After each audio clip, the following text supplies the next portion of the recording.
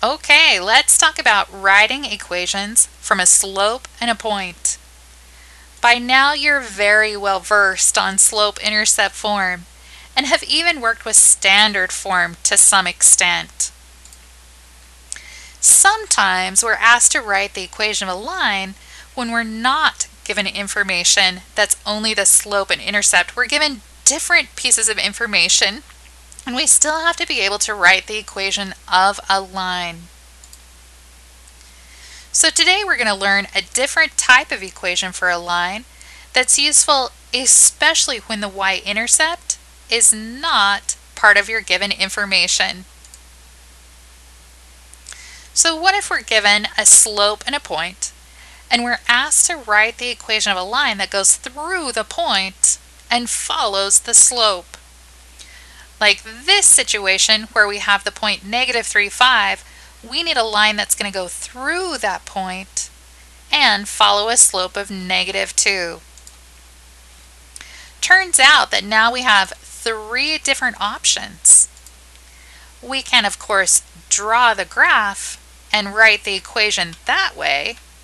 So for instance, if I start at this point -3, 5 and I follow the slope that goes down to right 1, I can actually draw in my line. Of course, I'd have to graph very carefully, but from that line I can see my y-intercept is -1. Using the slope and the y-intercept, I can go ahead and write the equation of the line y equals -2x minus 1. But what if our graph wasn't completely perfect?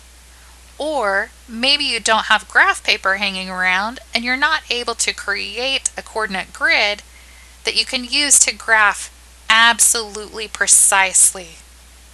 That would be a problem, right? Or maybe your y-intercept is not a perfect integer.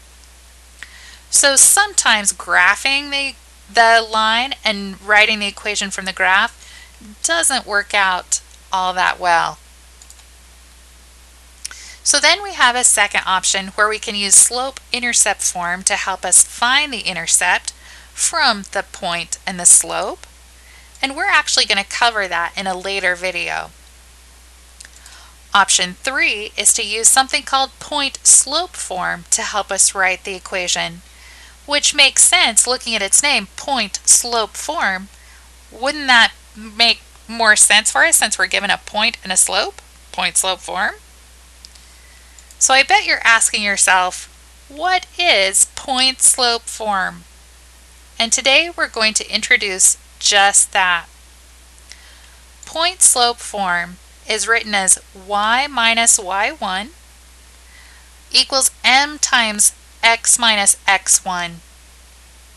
We have the little subscripts of 1 because we needed to know the difference between y and a different y value, and the difference between x and a different x value. So those just mean that we're talking about different x and y values. M, of course, stands for slope, just like it does in any other equation. And the given point, we label those x and y values as x1 and y1. So if we have that same slope of -2 and that same point of -3, 5, remember we already graphed that and found the equation of the line, so keep in mind y equals -2x minus 1. Let me show you how to do that with point-slope form. Our slope, of course, is m, and our given point, we call that x1 for the x value and y1 for the y value. Then we can substitute those values into point-slope form. Replacing the y1 with 5, the m with -2, and x1 with -3. Remembering that we're subtracting x1, so we need to make sure to subtract the negative value. Then we simplify a little bit. The double negative, right? Subtracting a negative becomes a positive. Then I can distribute the -2 through this set of parentheses, and I get -2x minus 6. And because I want my final answer written in slope-intercept form, I need to add 5 to both sides, and I get y equals negative 2x minus 1. That is the equation that we got from graphing the line, right? This is the equation of the line that we were asked for in slope-intercept form. This line goes through the point negative 3, 5 and follows a slope of negative 2. Let's take a look at another example. This time we want a line with a slope of 1/2 that goes through the point 6, negative 3. And of course, since we have a point and a slope, we're going to use point-slope form. 1/2 is m, and our point is x1 and y1. Substituting those values into point-slope form, negative 3 is y1, and don't forget we're subtracting y1, so we're subtracting a negative 3. M is 1/2, and x1 is positive 6. Doing a little bit of simplifying, my double negative subtracting a negative becomes a plus, and distributing the 1/2 through the parentheses, I get 1/2 x minus 3. And because I want my answer in slope-intercept form, I'm going to subtract 3 from both sides, and I get y equals 1/2 x minus 6, and that's the equation that we were asked for.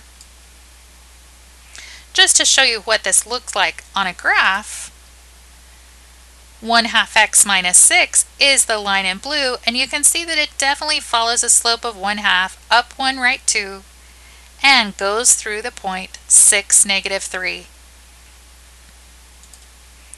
Let's do one more example. Let's write the equation of the line that has a slope of 7 and goes through the point negative 2, 0. Again, identifying m, x1, and y1, we can substitute those values into point-slope form.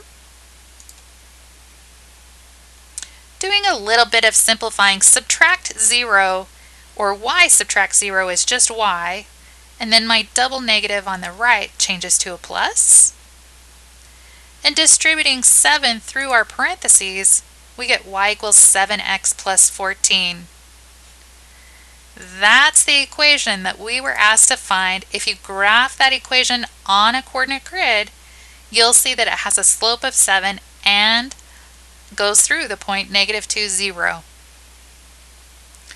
Okay, I think that's enough of point-slope form for today. Have a great rest of your day, and I'll see you next time.